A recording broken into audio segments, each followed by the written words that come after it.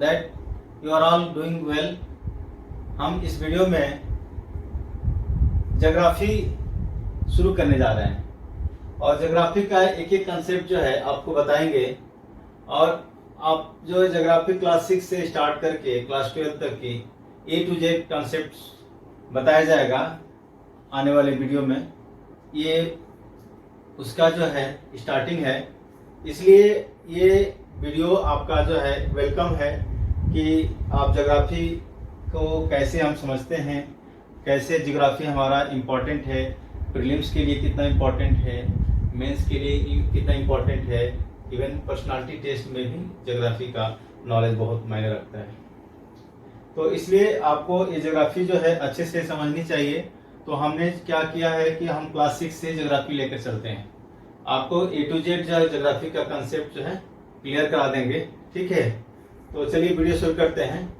मैं सिर्फ Virendra Kumar and you are watching Heerak IAS YouTube channel. और आप लोग जो है इस यूट्यूब चैनल को तुरंत से तुरंत जो है सब्सक्राइब कर लीजिए, ताकि जैसे ही मैं ये वीडियो आने वाला जो भी वीडियो डालूं आपको ये समय से मिल जाए और आपको ये मिस ना कर। तो चलिए, ये हमारा जो है सोशल साइंस द अर्थ और habitat text book in geography for class 6 है and this is NCERT text book. So we'll start from NCERT textbook only to understand the concept of geography in a simple and easy manner.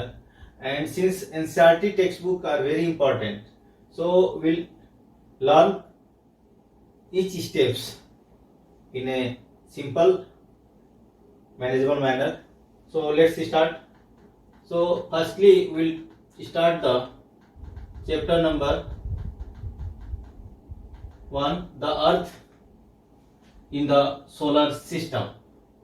So as the book name is the earth our habitat, मतलब अर्थ जिस पर हम रहते हैं उसके बारे में हम लोग स्टडी करेंगे।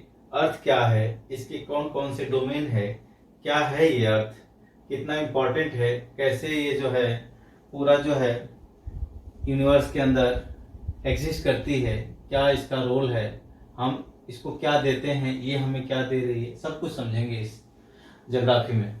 ठीक है, तो चलिए स्टार्ट करते हैं chapter number 1, the earth in the solar system.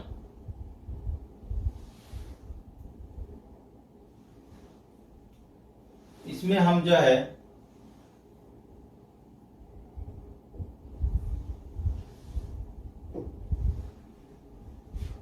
अर्थ के बारे में पढ़ेंगे एंड सोलर सिस्टम क्या है उसको देखेंगे।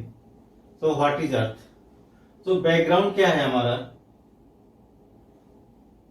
How wonderful it is to watch the sky after sunset. हम रात में, आप लोगों को जो विलेजेस में रहते हैं, सिटी में तो बहुत कम चांस है, विलेजेस जो रहते हैं जो नाइट में ओपन स्काई में देखते हैं ओपन स्काई को, तो उनको पूरा जो है एक यूनिवर्स का नज़ारा दिखने को मिलता है।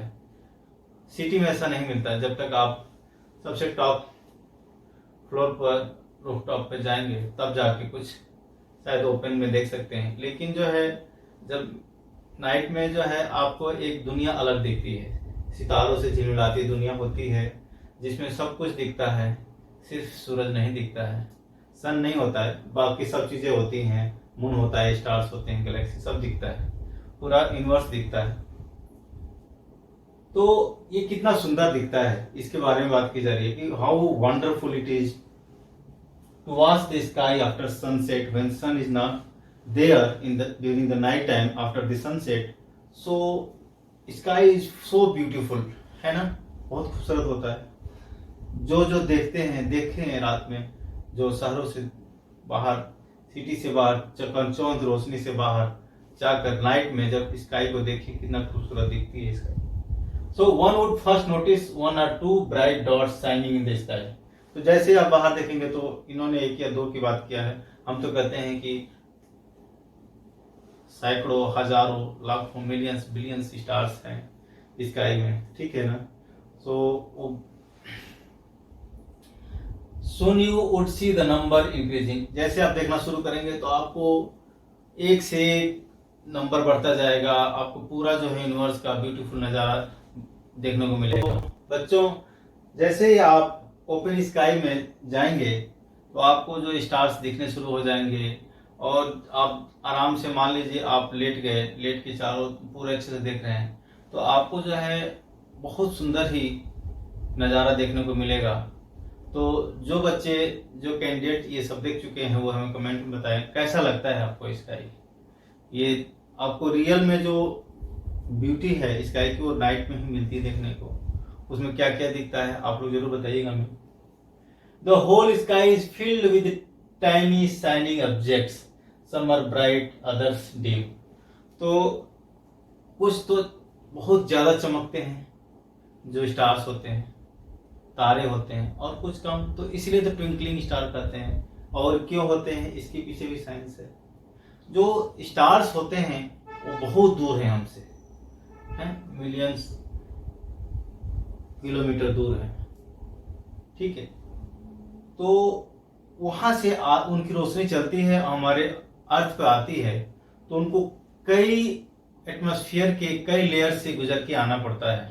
तो उस दौरान जब आती है तो वो जो है रिफ्रैक्शन, रिफ्लेक्शन, कई चीजों से गुजरती है। तो इसकी वजह से डिफरेंट डिफरेंट लेयर का जो है रिफ्रैक्टिव इंडेक्स अलग अलग होता है।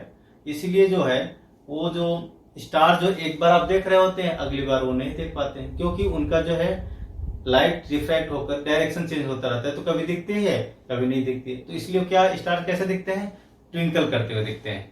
तो ऐसा नहीं है स्टार कहीं चला जाता है, बस वहां से आने वाली लाइट जो है थोड़ा उसका पाथ जो है डेविएट होता रहता है, ठीक है, रिफ्रैक्शन की वजह से। और रिफ्रैक्शन क्यों होता है हमने बताया, डिफरेंट लेयर्स का जो है रिफ्रैक्टिव इंडेक्स डिफरेंट होता है, इसलिए जो है लाइट का जो आने का पाथ जो है इतना स्ट्रेट नहीं होता जितना हम समझ रहे हैं, ठीक है। It seems as if the sky is studded with diamonds. तो आपको क्या लगता है, जो एक मान लीजिए आपका पूरा जो है यूनिवर्स है, ओपन यूनिवर्स जो है जिसमें आप देखते हैं, इसको स्काई बोल सकते हैं, तो उसमें जो है आपका एक स्फेरिकल डोम समझ लीजिए, तो उसमें जो है ऐसा लगेगा जैसे उनको एक जड़ दिया गया हो, स्टड कर दिया गया हो। तो डायमंड जैसे, तो आपका स्टार्स जो है डायमंड जैसे लगते हैं, लेकिन क्या डायमंड उनके सामने कुछ है, नहीं है। ये एक तुलनात्मक जो है हमारी स्टडी है कि भाई stars just like diamond, diamond तो कुछ भी नहीं है उसकी चमक के सामने, क्योंकि डायमंड की खुद की रोशनी नहीं है बल्कि स्टार्स की है। ये बात सोचने वाली बात है कि डायमंड जो चमकता है वो अपनी रोशनी से थोड़ा चमकता है, उस पर रोशनी पड़ती है तो चमकती है, ठीक है ना। तो हमारा स्टार्स क्या है, खुद का रोशनी है, खुद की लाइट है, खुद की एनर्जी है। तो आप लोग बताइए कमेंट करके, क्या अर्थ का भी रोशनी है, खुद का है कि नहीं, बताइए, ठीक है। But if you look at them carefully you will notice that some of them do not twinkle as others do. तो यदि आप उनको ध्यान से देखेंगे तो पता चलेगा कुछ तो जो है ट्विंकल करते हैं, कुछ नहीं करते हैं। तो क्या है इसका मतलब, क्या है, सोचने वाली बात है। तो इसका मतलब सारे जो दिखने वाले ऑब्जेक्ट हैं स्काई में वो सब स्टार्स नहीं हैं, कुछ अलग चीजें भी हैं जिसके बारे में हम पढ़ेंगे। स्टार्स होते हैं, प्लैनेट्स होते हैं, है ना, एस्टेरॉयड है, बहुत सारी चीजें हमारे स्पेस में दिखने को मिलती हैं और हैं। They simply glow without any flicker just as the moon shines. तो यहाँ पॉइंट नोट करने वाली बात है कि जो they just simply glow without any flicker, भाई जब जस्ट लाइक मून की रोशनी है अपनी, नहीं है, मून की रोशनी अपनी खुद की नहीं है, तो वो चमकता है रात में कैसे, सन की रोशनी की वजह से। इसका मतलब मून जैसे या अर्थ जैसे और भी ऑब्जेक्ट हैं जिसको सेलेस्टियल ऑब्जेक्ट कहते हैं, कह सकते हैं, तो उनकी रोशनी खुद की नहीं है, तो वो जो है ग्लो ही करते रहते हैं, ट्विंकल नहीं करते हैं, क्योंकि जब उनकी रोशनी खुद की नहीं है वो तो किसी और की रोशनी पड़ने से उस पर चमक रहे हैं, ग्लो कर रहे हैं, ठीक है, समझ गए। Along with these bright objects you may also see the moon on most of the days. तो मून तो हम हमेशा देखते हैं, क्या मून के बारे में कभी सोचा है कि मून क्या है? मून क्या है, तो अर्थ से क्या रिलेशन है उसका देखते हैं। It you may also see the moon on most of the days, it may however appear at different times in different shapes and at different positions. तो मून जो है, जो कि अर्थ के चारों तरफ और अपने एक्सिस दोनों, अर्थ के चारों तरफ भी चक्कर लगाता रहता है और अपने एक्सिस पे भी चक्कर लगाता रहता है। ठीक है, मून का शेप साइज, डिफरेंट शेप्स और डिफरेंट पोजीशन होता है समय के हिसाब से। मतलब जो है मून जो है अर्थ के चारों तरफ 27 डेज में एक चक्कर लगाता है। और सोचने वाली बात ये भी है कि मून जो है अपने एक्सिस पे वो जो है क्या है 27 डेज में ही एक बार चक्कर लगा लेता है। तो इसका मतलब है जैसे अर्थ है और अर्थ के चारों तरफ मून चक्कर लगा रहा है और साथ के साथ रोटेट भी हो रहा है, कहाँ, स्पिन कर रहा है अपने एक्सिस के अलावा। तो उसकी वजह से क्या होता है, उसका रोटेशनल एंड स्पिनिंग दोनों का जो है टाइम पीरियड सेम ही है, 27 डेज है। इसकी वजह से जो है अर्थ से जब हम मून को देखते हैं तो उसका एक ही चेहरा सामने हमें नजर आता है, सिर्फ एक चेहरा सामने आता है जो हमेशा देखते रहते हैं। दूसरा अपोजिट का फेस उसका हमें पता ही नहीं चलता, देख ही नहीं पाते हैं। ठीक है ना। और उस पर जब लाइट पड़ती है वो अलग अलग टाइम पे अलग अलग हमें रिफ्लेक्शन मिलता है, इसकी वजह से उसका हमें अलग अलग फेस देखने को मिलता है। ठीक है ना। तो उसी की बात कर रहे हैं। तो एक जो जब हम पूरा फुल मून देखते हैं तो उसको क्या कहते हैं, फुल मून और पूर्णिमा। जब फुल मून पूरा का पूरा गोला हमें दिखता है वो उसको फुल मून कहेंगे, नहीं तो पूर्णिमा कहेंगे। और कभी बीच लास्ट में एक और फेज आता है जिसमें वो कुछ भी नहीं दिखता है, पूरा ब्लैक दिखता है, तो उसको क्या कहेंगे, न्यू फुल मून और न्यू मून। फुल मून तो हो गया हमारा, न्यू मून और अमावस्या जहां पूरा का पूरा कुछ भी नहीं दिखता, you can't see it at all. तो जब आप कुछ भी नहीं देख सकते उसको तो क्या कहते हैं भाई, न्यू मून है, अब खत्म हो गया मून, अब हमारा अमावस्या आ गया है, इसके बाद फिर से नया फेज स्टार्ट होगा। On this day you can watch the night sky best provided it is A clear night. तो बच्चों आप जो है स्काई को बेहतर कब देख सकेंगे, जब हमारा अमावस्या हो, न्यू मून हो, है ना। तो आप बेहतर, क्योंकि उसमें मून का कोई भी लाइट का इंटरफेरेंस नहीं रहेगा स्काई में, जो भी थोड़ा बहुत है वो नहीं रहेगा। आप पूरा स्काई जो है और बेहतर देख सकते हैं, क्लियर दिखेगा, प्रोवाइडेड कि आपकी बादल न लगे हों, there is no cloud in the sky, पूरी आसमान जो है साफ हो तो अच्छा दिखेगा। Do you wonder why can't we see the moon and all those bright tiny objects during daytime?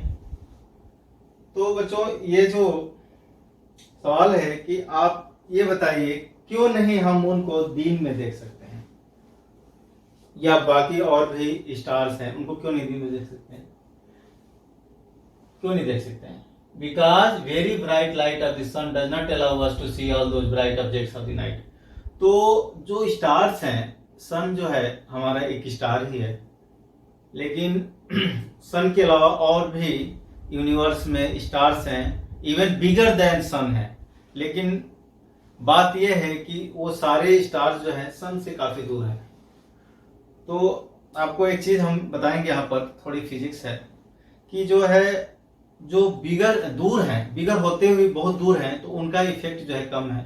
तो आप देख लीजिए, मान लीजिए आप यहाँ पर हैं, आप यहाँ पर हैं, ठीक है, और कोई ऑब्जेक्ट यहाँ पर है, ये एक ऑब्जेक्ट यहाँ कर देता हूं, ठीक है, और एक ऑब्जेक्ट इससे बड़ा यहाँ कर देता हूं ताकि समझने में आसानी हो। आप देखिए जब इसको देखेंगे नजदीक होने के बाद भी इस पर जो है एंगल जो है ऐसा बन रहा है, और ये दूर होने के बाद भी इस पर एंगल जो है थोड़ा सही नहीं बन पा रहा है, आप समझिए। तो ये एंगल जो है नजदीक होने की वजह से ऑब्जेक्ट छोटा होने के बावजूद भी जो एंगल ऑफ विजुअलाइजेशन है वो जो है बिगर है इसकी तुलना में। तो इसका मतलब जो है जो ऑब्जेक्ट नजदीक होता है वो ज्यादा इफेक्ट दे रहा है, दूर है उसका कम इफेक्ट है, समझ रहे हैं। अब जैसे मान लीजिए एक शिप है या एयरक्राफ्ट है।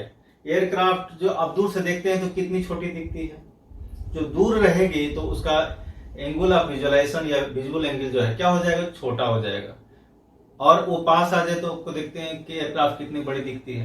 तो वैसे इसमें भी है कि हमारा जो है और भी स्टार्स हैं सन के अलावा यूनिवर्स में, लेकिन वो काफी हमसे दूर है। इसकी वजह से जो है उनका इफेक्ट जो है सन के मुकाबले कम है। ठीक है, एक तो दूर है और दूसरी जो है हमारा सन करीब होने से उसका लाइट हमें ज्यादा मिलता है। तो वो लाइट के इफेक्ट से उनकी लाइट जो है क्या होती है, वो धीमी पड़ जाती है, डीम पड़ जाती है। तो और मून क्या कहते हैं, मून भी नहीं दिखता है। तो ठीक है, the sun, the moon and those object shining in the night sky are called celestial bodies. तो जो भी हमारा स्पेस में, स्काई में ऑब्जेक्ट्स हैं उनको जो है सबको क्या कहते हैं, सेलेस्टियल बॉडीज कहते हैं। जैसे सन तो है ही, सन, मून, प्लैनेट्स सब क्या है, सेलेस्टियल बॉडीज है, खगोलीय पिंड हिंदी में बोलेंगे। Some celestial bodies are very big and hot just like sun, they are made up of gases. तो आपका जो सन जो है एक स्टार है, sun is a star and it is also made up of gases. Hot, तो आप समझ सकते हैं कितना हॉट है। They are made up, they have their own heat and light which they emit in large amounts. These celestial bodies are called stars. ठीक है, the sun is a star. तो जिनका खुद की एनर्जी है, जिनकी खुद की जो है लाइट है, ठीक है, और गैस से मिलके बने, गैस से ही भरे पूरे, तो इनको क्या कहते हैं, स्टार्स कहते हैं। जिनकी खुद की एनर्जी और लाइट है उनको क्या कहते हैं, स्टार्स कहते हैं। Countless twinkling stars in the night sky are similar to the sun. हमने जैसे बताया कि like sun there are millions of stars in the sky, but they are far away in comparison to the sun.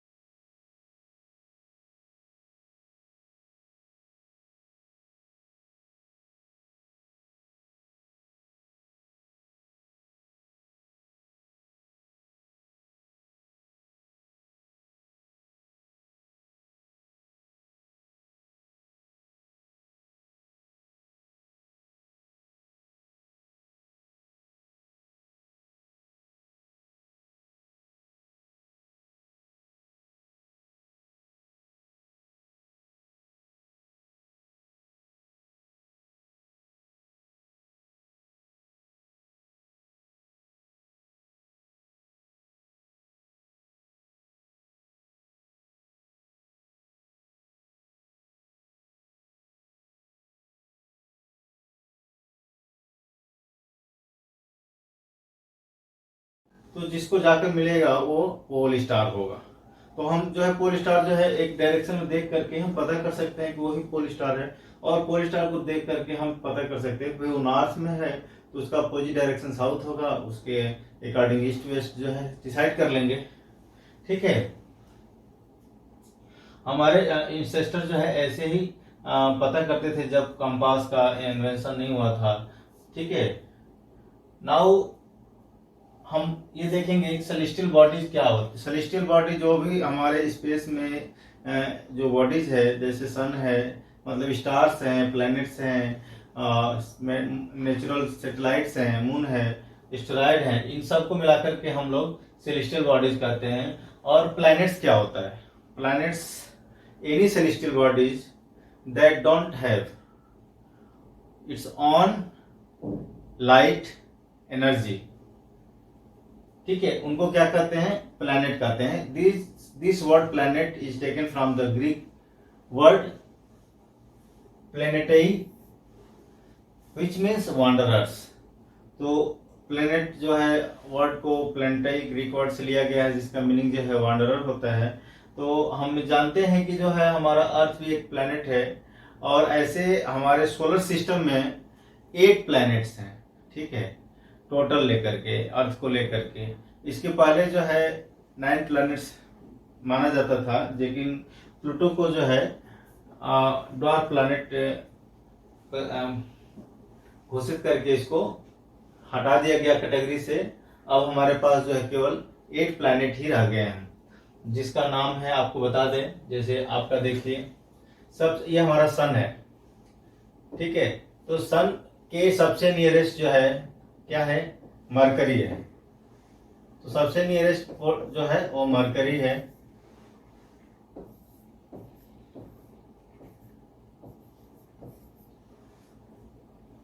उसके just next जो है away from the सन क्या है? Venus है।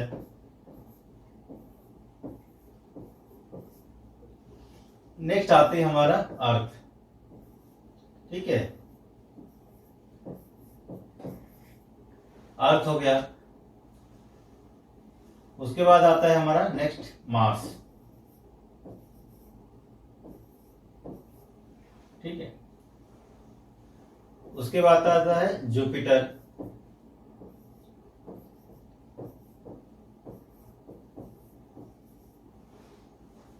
नेक्स्ट आता है Saturn.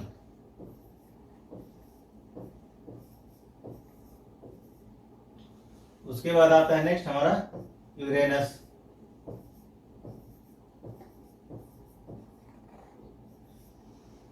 And then Neptune.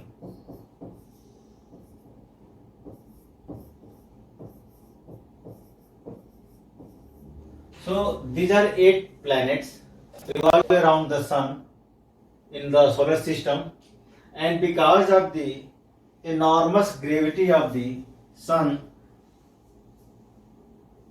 taking together the masses of all the planets, this system is in balance mode. सारे जो, ये नहीं कि सिर्फ अर्थ ही सन ही हमारे प्लैनेट को क्या नाम है बैलेंस कर रहा है, प्लैनेट का अलग अलग मास मिलकर भी पूरे सिस्टम को टुगेदर जो है बैलेंस कर रहा है। तो लेकिन जो है सारे प्लैनेट सन के अराउंड ही रोटेट कर रहे हैं, और अपने इनकी अपनी डिफरेंट ऑर्बिट है, अपनी अपनी ऑर्बिट है। मरकरी की अलग ऑर्बिट है, वेनस की ऑर्बिट अलग है, अर्थ की ऑर्बिट अलग है, सबके अपनी अपनी ऑर्बिट है। सन जो है सारे प्लैनेट के मास से भी ज्यादा बड़ा है, ज्यादा भारी है। तो ये पूरा एक जो सेंटर की तरह काम कर रहा है, और जो अलग सारे जो प्लैनेट्स हैं इसके चारों तरफ जो है अपने अपने ऑर्बिट में इसके चारों तरफ चक्कर लगाते हैं, रोटेट करते हैं, और इनका ऑर्बिट जो है एलिप्टिकल ऑर्बिट होता है। एलिप्टिकल मतलब एलिप्स शेप का होता है। ठीक है,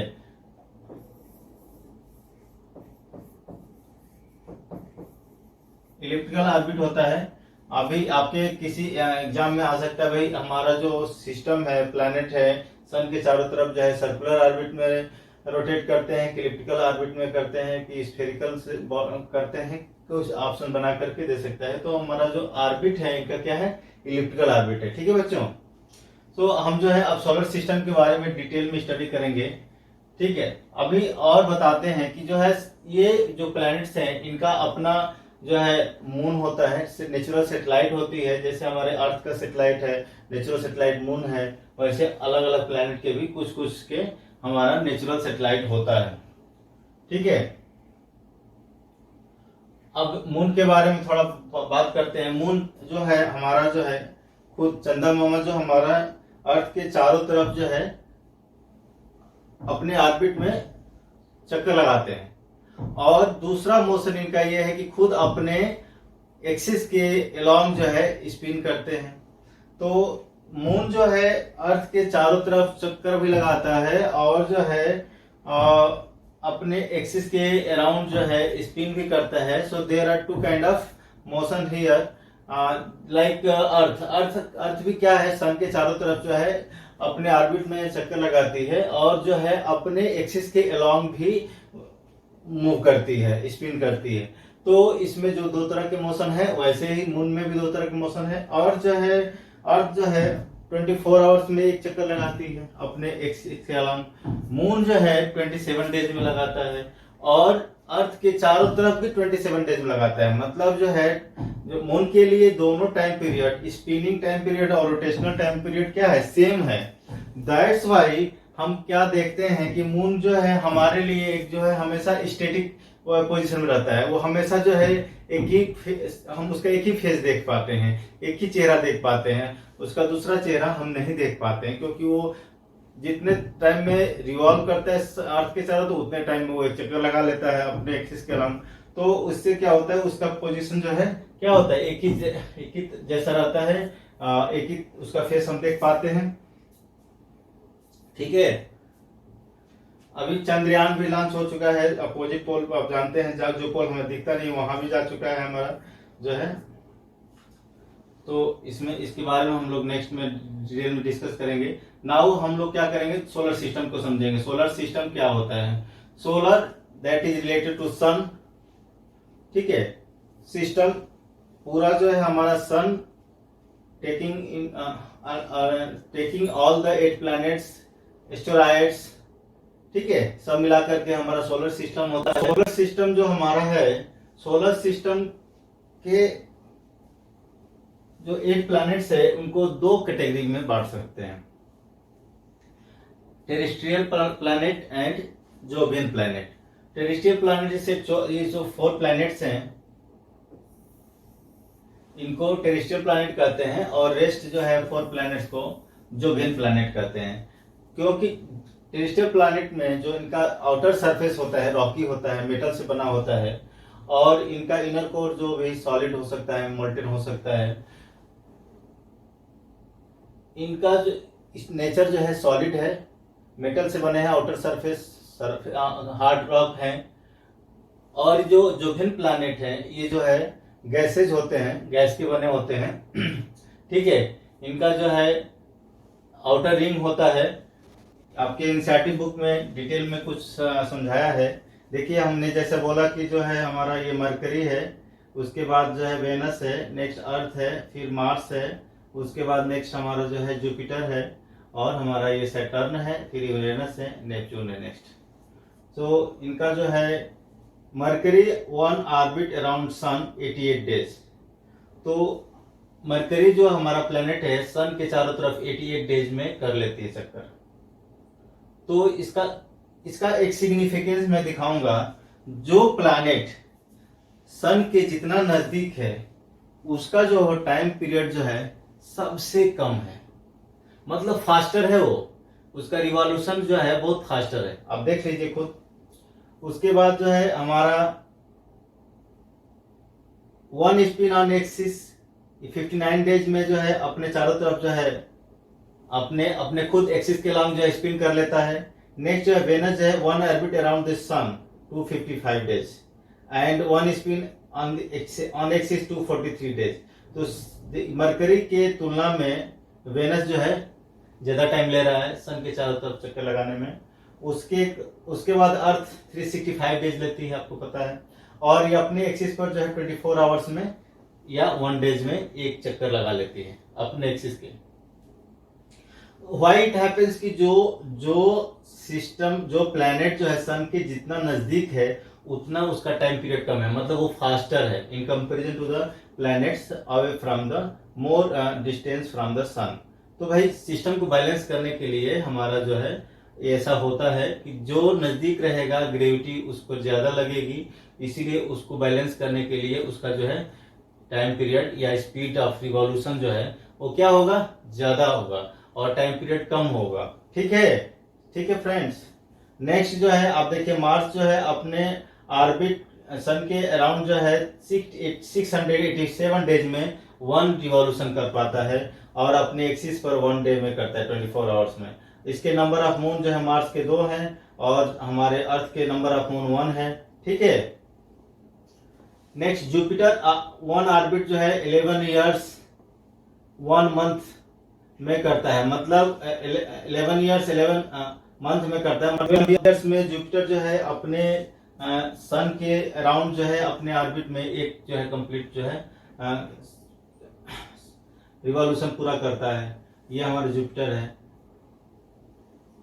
और अपने एक्सिस के अलोंग जो है ये क्या करता है 9 आवर्स 56 मिनट में एक चक्कर लगा लेता है। इसके नंबर ऑफ मून्स कितने हैं 53। जुपिटर के नंबर ऑफ मून्स कितने हो गए 53। सैटर्न के 1 orbit around the sun 29 years 5 months Saturn का। ठीक है। उसके बाद जो है हमारा ये अपने एक्सिस के अलावा 10 आवर्स 40 मिनट्स में लगाता है। नंबर ऑफ मून्स इसके 53 है। यूरेनस जो है अपने ऑर्बिट के अराउंड जो है 84 ईयर्स में कंप्लीट करता है और नंबर ऑफ मून्स जो है इसके 27 है यूरेनस के, और अपने एक्सिस के अलाउंग जो है ये 17 आवर्स 14 मिनट में एक चक्कर लगा लेता है, अपने एक्सिस पे स्पिन कर लेता है। बच्चों आप ये देख रहे हैं कि जो है सन से अलग अलग प्लैनेट की दूरी अलग अलग है। तो हम सबसे नजदीक जो प्लैनेट है मरकरी है, ये जो है 58 मिलियन किलोमीटर जो है सन से दूर है। उसके बाद जो वेनस 108 मिलियन किलोमीटर दूर है। उसके बाद जो है हमारा अर्थ जो है 150 मिलियन किलोमीटर दूर है।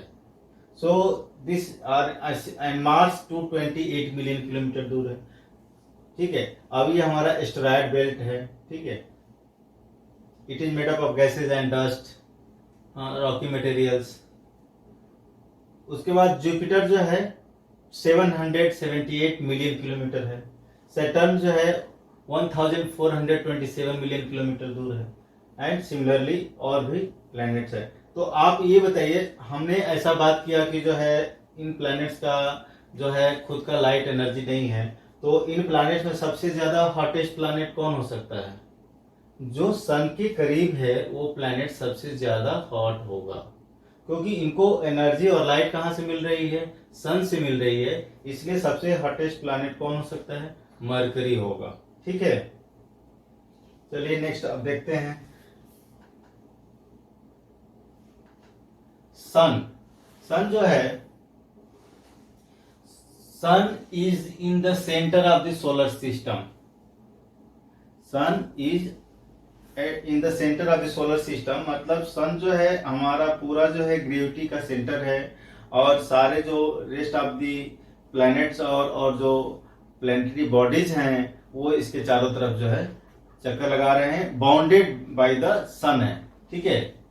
It is huge and made up of extremely hot gases. ठीक है। तो इसका सरफेस टेम्परेचर अबाउट 6500 केल्विन के अराउंड होता है। It is huge and made up of extremely hot gases, और इसके अंदर ये जो पूरा का पूरा जो सन जो है हॉट गैसेज से बना है। हाइड्रोजन गैसेज हैं, हीलियम गैसेज हैं, कार्बन है इसके अंदर। ठीक है। और भी नियॉन है और भी तरह की गैसेज हैं जो इसको बनाए हैं, मतलब made up of all these gases. और इसके अंदर जो है जो एनर्जी का सोर्स है सन के अंदर, वो सोर्स क्या है? न्यूक्लियर फ्यूजन है। ठीक है। न्यूक्लियर फ्यूजन जो है इस सोर्स है इस सन का, जिसकी वजह से सन जो है इतना एनर्जी प्रोवाइड करता है, इतना लाइट एमिट करता है। आप न्यूक्लियर फ्यूजन जो है हम जो है आर्टिफिशियली इतना आसानी से क्रिएट नहीं कर सकते हैं। इसके लिए आपको बहुत बड़े स्केल पर जो है आपको अरेंजमेंट की जरूरत पड़ती है। आपको फिजिक्स में पढ़ेंगे, यदि हम ये सन जैसा सिस्टम हम बना दें जो है, तो टोराइड आप पढ़ेंगे, आप फिजिक्स का ये मैटर है, तो उसके अंदर आप न्यूक्लियर फ्यूजन जो है क्रिएट करके आप इनॉर्मस एनर्जी प्रोड्यूस कर सकते हैं। बट उस सिस्टम को बाउंड करना भी इतना आसान नहीं है। इतने हॉट रेडियोटिव जो एलिमेंट को स्टोर करना आसान नहीं है, इसलिए जो है इतना ये फिजिबल नहीं है आर्टिफिशियली। यदि ऐसा पॉसिबल है तो हम सन जैसा एनर्जी प्रोवाइड कर सकते हैं। हमारे साइंटिस्ट ने इसे रिलेटेड इन्वेंशन कर चुके हैं, और आपको डिटेल में जो जानना है तो हम आपको वीडियो बना देंगे, ठीक है। तो हमारे सन के अंदर एनर्जी का सोर्स जो है वन सेंटेंस में आपको कहेंगे कि फ्यूजन न्यूक्लियर रिएक्शन है, जिसमें जो है स्मॉल एलिमेंट जो है कंबाइन करके जो है एक बिग एलिमेंट बनाते हैं, और rest of energy is produced in the form of light, ठीक है। It provides the pulling force that binds the solar system. So, since sun's gravity is enormous, that bounds all the planetary bodies together, the sun is the ultimate source of heat and light for the solar system. ठीक है, सन जो है मैंने बताया कि पूरा का पूरा एनर्जी सोर्स और लाइट सोर्स जो है सन ही है पूरे हमारे सोलर सिस्टम के लिए। But that tremendous heat is not felt so much by us because despite being our nearest star, it is far away from us.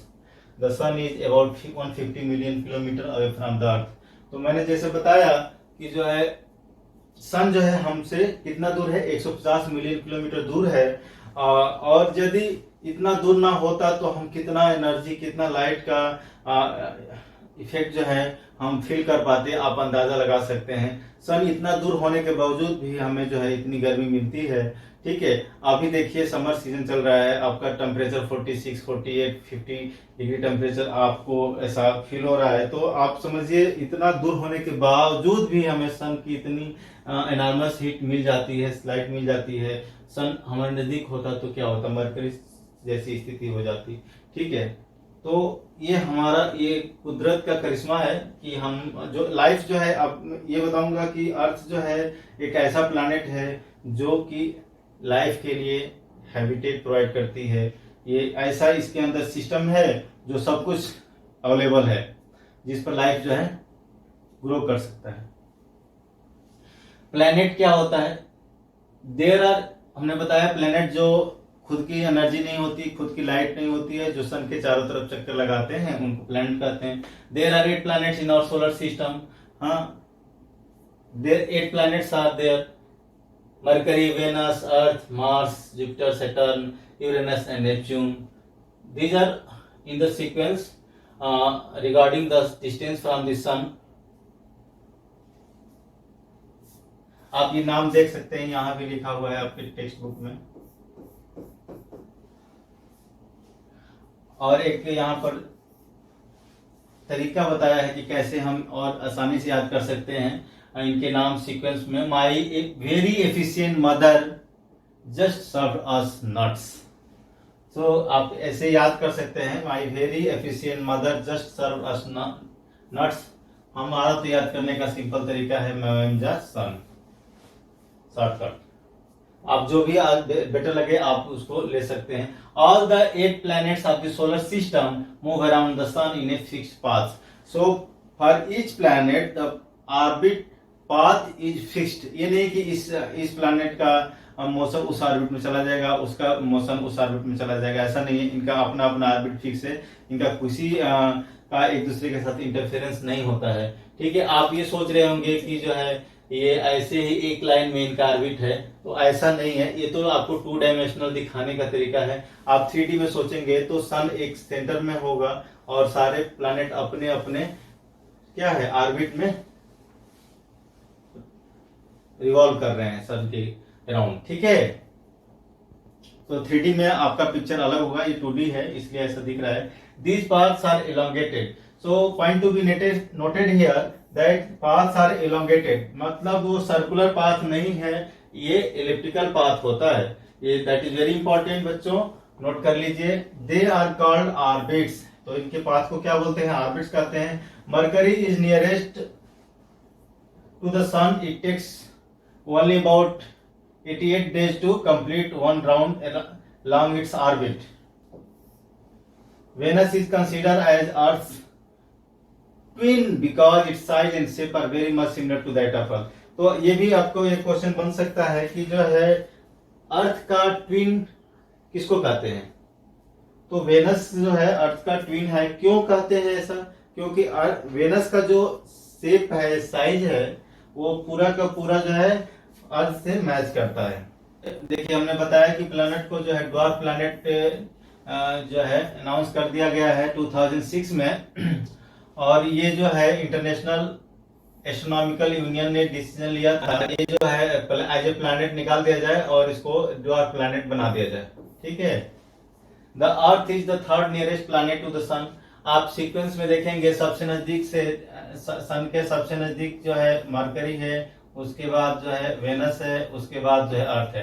तो सबसे तीसरे नंबर पर सन से जो है अर्थ जो है आती है, सन से जो दूरी के हिसाब से आता है थर्ड नंबर पर अर्थ। उसके बाद it is the fifth largest planet, size के मुकाबले में अर्थ जो है फिफ्थ लार्जेस्ट है। सबसे बड़ा कौन है इसमें? जुपिटर है, ठीक है। It is slightly flattened at the poles, that is why we call it a zoid.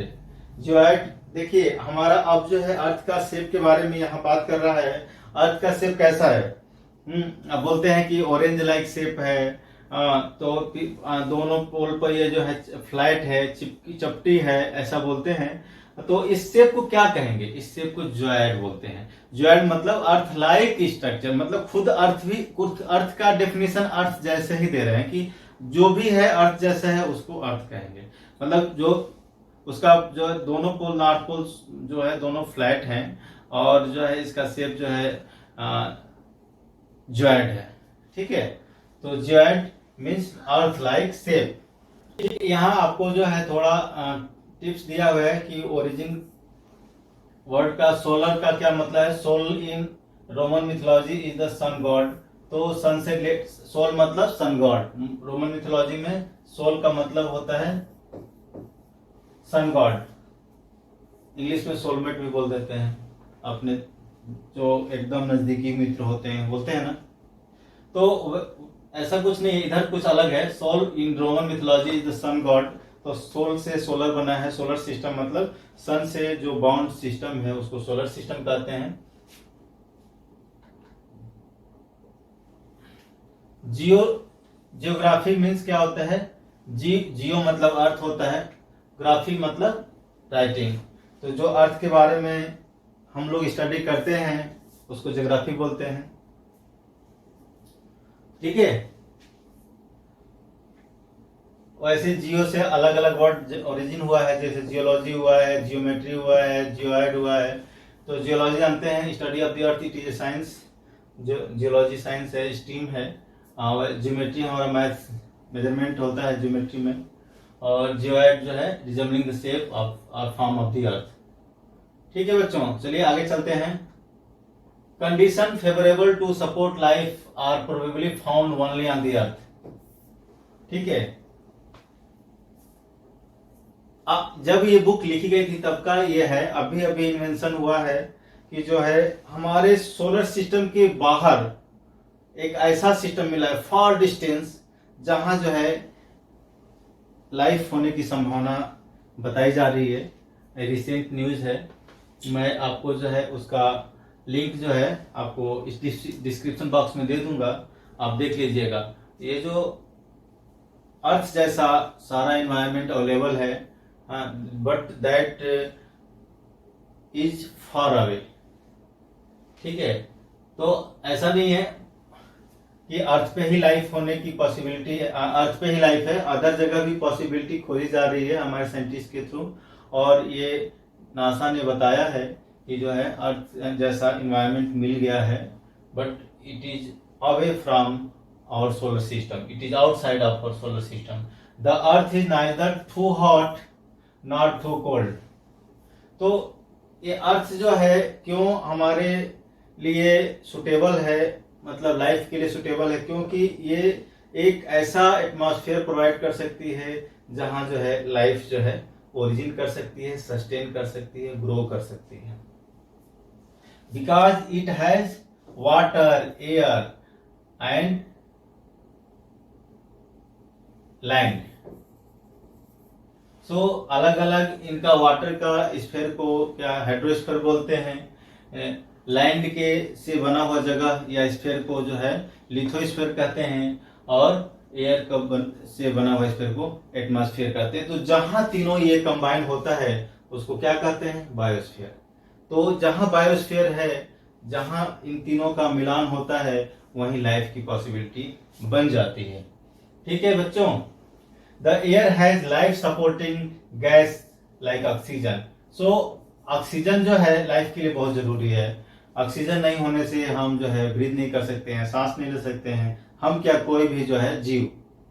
ठीक है, because of these reasons the earth is a unique planet in the solar system.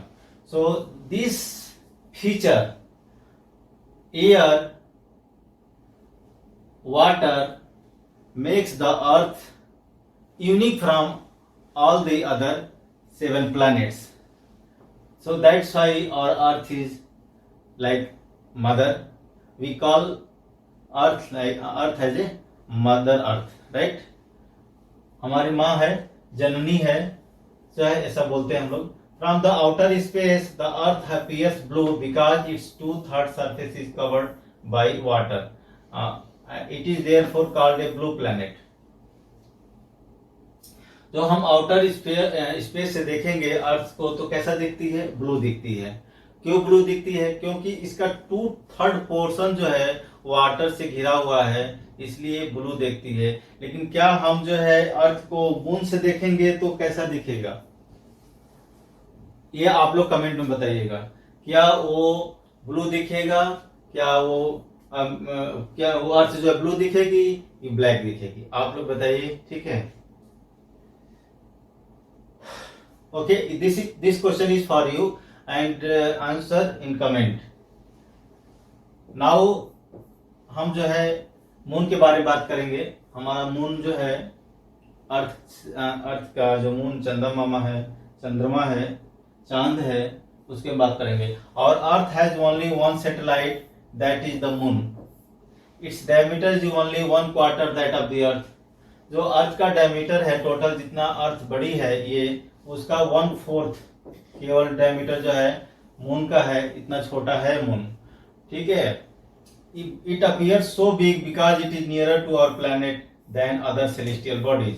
तो हमें जो है सबसे बढ़िया, सबसे अच्छे से दिखने वाला जो सेलेस्टियल बॉडी है वो क्या है, सन के अलावा वो है मून। हम अर्थ पे होके मून को इतना अच्छा से देखते हैं, इस पर इतनी रचनाएं हुई हैं, पोएम लिखा गया है, और जो है इसको जो है इतनी वैल्यू दिया गया है। हम जो है इसको चंदा मामा बोलते हैं। इतना खूबसूरत लगता है रात में मून। और जो है ये कितना है, अर्थ का 1/4 डायमीटर रखता है, लेकिन हमें बहुत बड़ा दिखता है। क्यों दिखता है, क्योंकि ये बहुत नजदीक है हमारे अर्थ से। ठीक है, it is about 3,84,400 kilometre away from us. कितना, 3,84,400 kilometre. This much distance the moon is away from us. बस इतना ही, 3,84,000 kilometre. Now you can compare the distance of the earth from the sun and that from the moon. अब अर्थ से सन का जो है distance कितना है, 150 मिलियन किलोमीटर, और ये हमारा ओनली 3.84 लाख किलोमीटर। तो उसके मुकाबले कुछ नहीं है, इसीलिए जो नजदीक है, छोटा होने के बावजूद भी बड़ा दिखता है। The moon moves around the earth in about 27 days. हम ऐसा बात कर चुके हैं। अर्थ जो है मून जो है अर्थ के चारों तरफ 27 डेज में घूमता है। It takes exactly the same time to complete one spin. As a result only one side of the moon is visible to us on the earth. Moon does not have conditions favourable for life. So this is the question mark, this is the part of research. हमारे scientist, ISRO के scientist, NASA के scientist जो है moon के ऊपर जो है life खोजने में लगे हुए हैं। And we have got the clue about the water availability on the moon pole, है ना। पता कर चुके हैं हम लोग कि मून पर जो है वाटर की अवेलेबिलिटी के साइन मिले हैं, ठीक है। तो हो सकता है लाइफ भी हो, बट अभी सर्टेन नहीं है, research is going on. So satellite जो है दो तरह का होता है, natural satellite, artificial satellite. Chandrayaan एक आर्टिफिशियल सैटेलाइट और हमारा जो मून है, चांद है, वो क्या है, नेचुरल सैटेलाइट है, ठीक है। और हमारा मैनमेड सैटेलाइट जो है आर्टिफिशियल सैटेलाइट होता है। and it is designed by scientists to gather information about the universe or for the communication. It is carried by a rocket and placed in the orbit around the earth. Some of the Indian satellite INSAT, IRS, EDUSAT etc. So आप लोग list में देख सकते हैं कि बहुत सारे जो है सैटेलाइट्स हैं जो हमने बनाया है, किसके लिए, रिसर्च के पर्पज से, इंफॉर्मेशन कम्युनिकेशन के पर्पज से। जो आज की टेक्नोलॉजी है पूरी की पूरी सैटेलाइट बेस्ड कम्युनिकेशन टेक्नोलॉजी है। हम जानते हैं जो इतना एडवांस टेक्नोलॉजी जो है विदाउट सैटेलाइट के नहीं पॉसिबल थी। सैटेलाइट से हम जो है कम्युनिकेशन इतनी आसानी से कर पाते हैं, इतना अच्छा इंफॉर्मेशन गैदर कर लेते हैं about the space, about our earth, ठीक है।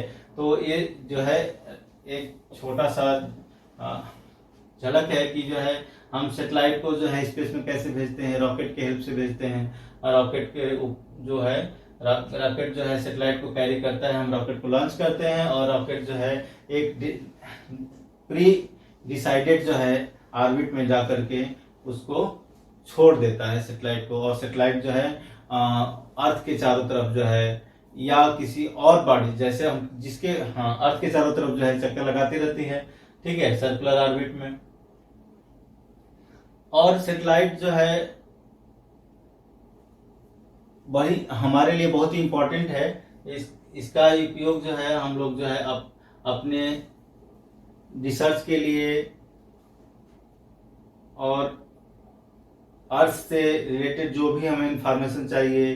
अब जैसे मान लीजिए आपको फॉरेस्ट कितना है, हमारा कहीं फ्लड है कि नहीं है, वाटर बॉडी किधर है, किधर ग्रो हो रहा है, किधर जो है फर्टाइल लैंड है, सब कुछ पता कर सकते हैं। किधर सेटलमेंट अच्छा हो रहा है, किधर सेटलमेंट नहीं है। इवन जो है मिलिट्री पर्पज से भी हम जो है सैटेलाइट से इंफॉर्मेशन ले सकते हैं, ठीक है। एस्टेरॉइड के बारे में पढ़ेंगे। Apart from the stars, planets and satellites, there are numerous tiny bodies which also move around the sun. These bodies are called asteroids. So asteroid belts हमने देखा था कि asteroid belt होता है, तो हमारा ये मार्स है और ये जुपिटर है, इनके बीच में ये जो है हमारा एस्टेरॉइड बेल्ट होता है, ठीक है। तो बच्चों जो है एस्टेरॉइड जो है एक टाइनी बॉडीज होता है जो सन के चारों तरफ ही चक्कर लगाता है, ठीक है। और ये जो मार्स है और ये जुपिटर है, इनके ऑर्बिट के बीच में पड़ता है ये, ठीक है। ये यहाँ पड़ता है, इसी बेल्ट में वो जो है, इसको एस्टेरॉइड बेल्ट भी बोलते हैं। इसमें वो सारे जो है एस्टेरॉइड बॉडी जो है सन का जो चारों तरफ क्या करते हैं, चक्कर लगाते हैं। और ऐसा माना जाता है कि ये जो एस्टेरॉइड बॉडीज हैं वो कभी जो है प्लैनेट हुआ करते थे, लेकिन किसी वजह से वो क्या एक्सप्लोड हो गए और एक्सप्लोड हो करके स्मॉल बॉडीज में टूट गए और वो जो है सन के चारों तरफ अभी भी चक्कर लगा रहे हैं।